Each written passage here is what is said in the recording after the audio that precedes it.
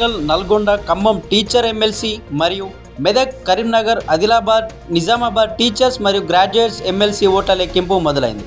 Ballot పేపర్లను కట్టలు కడుతున్న అధికారులు. ఒక్కో కట్టలో 25 ఓట్లు. 8 రౌండ్ల పాటు సాగనున్న కట్టలు కట్టే ప్రక్రియ. మధ్యాహ్నం 2 గంటల తర్వాత మొదటి ప్రాధాన్యత ఓట్ల లెక్కింపు ఉండే అవకాశం.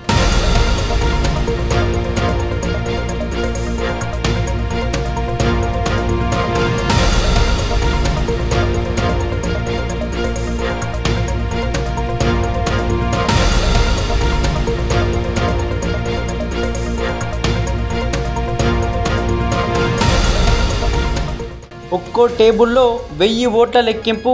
మొత్తం 24 టేబుల్స్పై లెక్కింపు కొనసాగుతోంది. 24 టేబుల్స్పై 1000, మిగిలిన 139 ఓట్లు 25వ టేబుల్పై లెక్కించనున్నారు. అటు ఆదిలాబాద్, కరీంనగర్, నిజామాబాద్, మెదక్ గ్రాడ్యుయేట్స్ మరియు టీచర్స్ ఎమ్మెల్సీ ఓట్ల కౌంటింగ్లో సిబ్బంది బ్యాలెట్లను కట్టలు కడుతున్నారు. మొదటి ప్రాధాన్యత వచ్చిన ఓట్లు అన్నీ ఒక బాక్స్లో వేస్తున్నారు. చెల్లని ఓట్లను లెక్కించిన తర్వాతనే గెలుపుకు సంబంధించినటువంటి ఒక మ్యాజిక్ ఫిగర్ వచ్చే అవకాశం ఉంది. చెల్లుబాటు అయినటువంటి ఓట్లలో సగం కంటే ఎక్కువ ఉంటేనే గెలుపొందినట్టుగా చూస్తారు.